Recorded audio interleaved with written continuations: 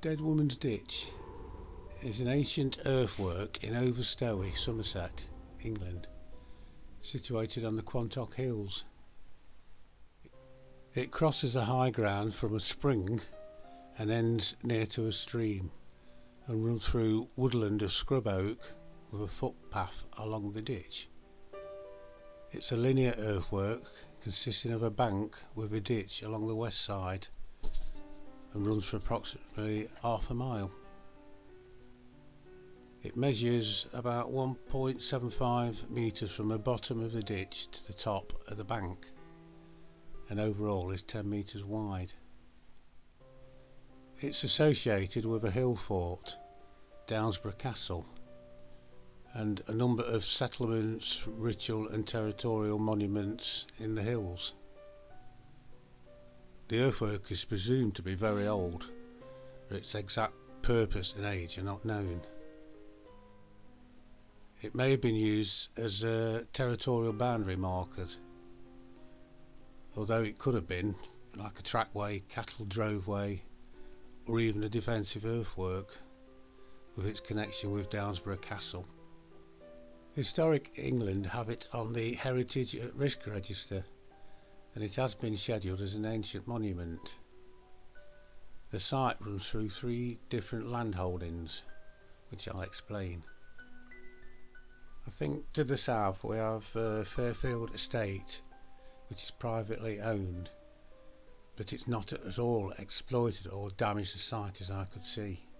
Then there's Dead Woman's Ditch car park, which is in Stowey and is owned by the county council. It has every uses by dog walkers, cyclists, picnickers, mountain bikers, but not much damage at all is done by the visitors, or any is very slight.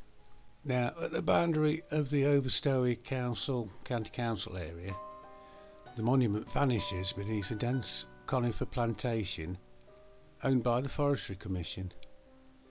I found it quite shocking that the FC should have planted a dense crop of randomly trees over a historic monument and show no common sense or respect.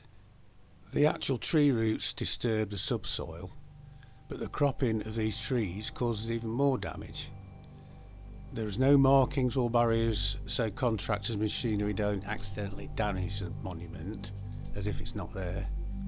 In places it looks as though heavy rain has caused a lot of erosion to the unprotected earthwork due to lack of natural undergrowth ground cover, and the bank in parts has strips of large exposed stones where the soil which held them has now completely washed away. The Forestry Commission seem to have no idea what the condition of the earthwork is, and obviously they would have trouble finding it in places.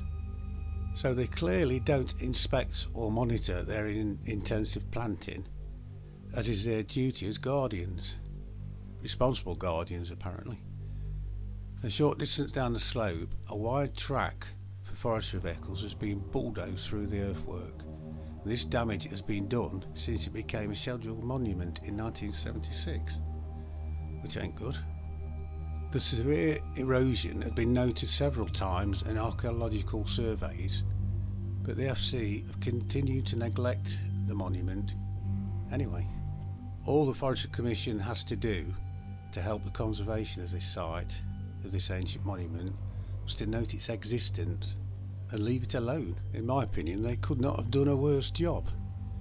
And the erosion of the monument is ongoing beneath the cover of the woodland, and this was 2 years ago when I saw it. Damaging a scheduled monument is a criminal offence as far as I know, but none of the agencies that should have taken an interest in it, in its preservation, have highlighted their failures. I think it's disgusting. Right, that's my rant over. Needed to get it out there. And on a lighter note, in part 2 I'll be telling about the ghosts, murders and legends of Dead Woman's Ditch.